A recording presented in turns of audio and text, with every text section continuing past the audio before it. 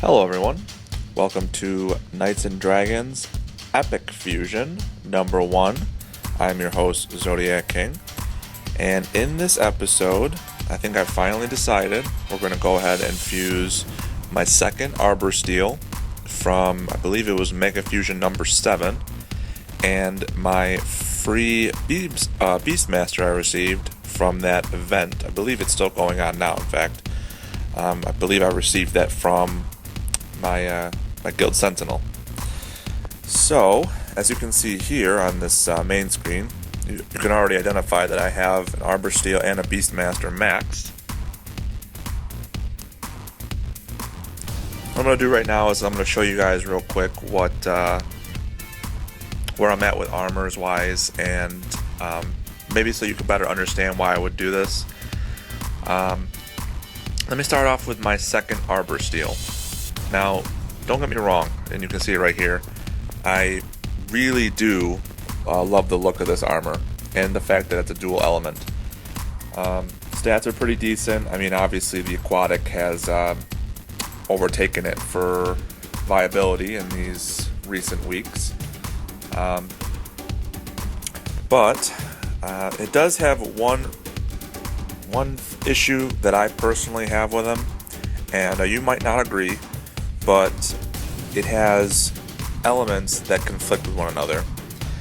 Now, when I say that, I mean, if you look at Arbor Steel and having earth and water, you'll see that as water is good against fire and stone is good against air, it's also its weakness because it possesses water. And because of that fact, I feel as though this armor really only works well against a fire armor. Now, granted, depending on your timing and your location in your lineup, it might not matter.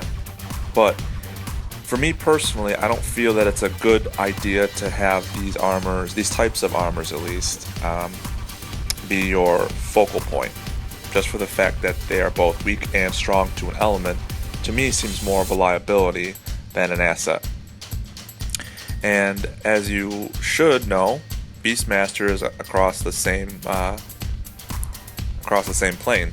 It too is both strong against stone and water, but its wind is weak against its stone.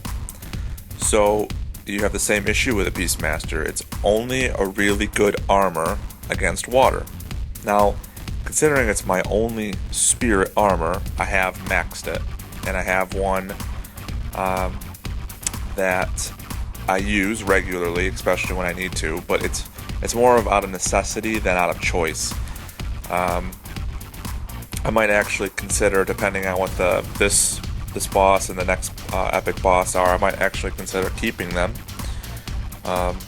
considering I haven't had much luck on receiving spirit epics, the last of which is Druidic and Moontide. So Moontide would be an obvious step down, even though its elements would line up more appropriately at least.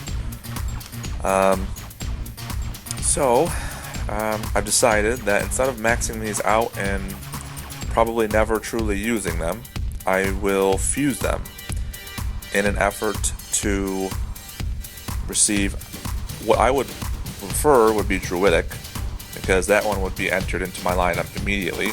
They have good elements, being both spirit and stone, but there's also a good chance at a lot of other armors. Moontide, Maelstrom, Tectonic, Northerners, drawing a blank if there's any others, but I'm sure, I believe there's also Sandstorm, and that would be the second armor that I would like, but I wouldn't really need, considering I went out of my way to receive the Cryptic there. As you can see, it also shares the stone and air.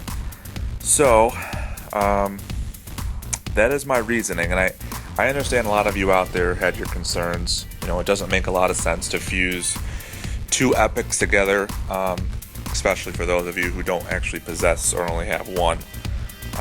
But I wanted to share with you the reasoning I have behind it before I go ahead and do it. Like some armors, for example, like Maelstrom, I won't fuse away because they serve a function. It has a great element lineup. It's good attack. I mean, if I had a fourth, because I literally cannot use a fourth, I might consider fusing one away.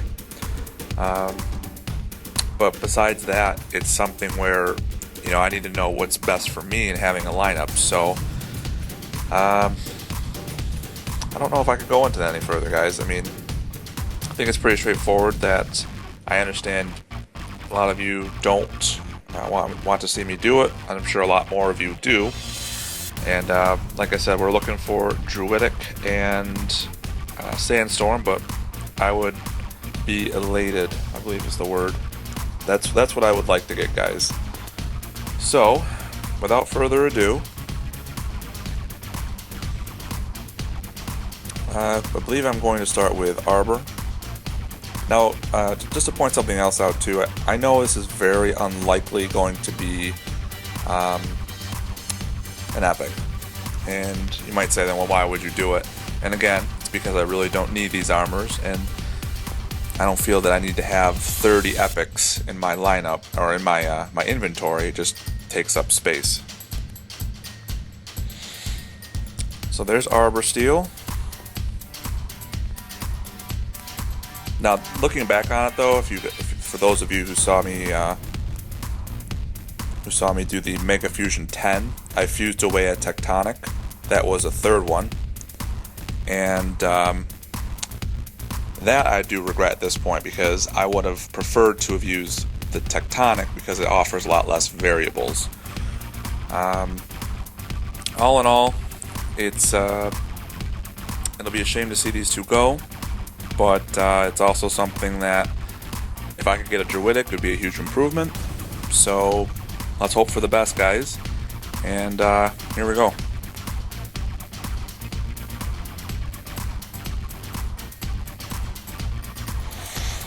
And as expected, Guardian's Battle Gear. It's standard 4-star armor, not very good. The elements I was looking for, just not the right parts. To be honest, I was kind of hoping to get away from the Spirit, because at this point now I have, let's see, 1, 2, 3, 4, 5 Spirit armors that I'm still trying to get rid of. So again, I understand a lot of you would be upset about that. Me personally, I'm just, I'm only upset that I didn't get like a Moontide or something just because I don't have one. But thanks for watching, guys. And I really don't think, from a lot of the fusions that I have seen, that of epics being fused together, that there is any incentive for doing so. But I guess all in all, it really wasn't a big difference for me. So again, thanks for watching. Please comment, rate, and subscribe. And don't be afraid to comment about how you felt about that episode, or this episode I should say. Good or bad, I'd like to hear about it, guys. Alright, thanks.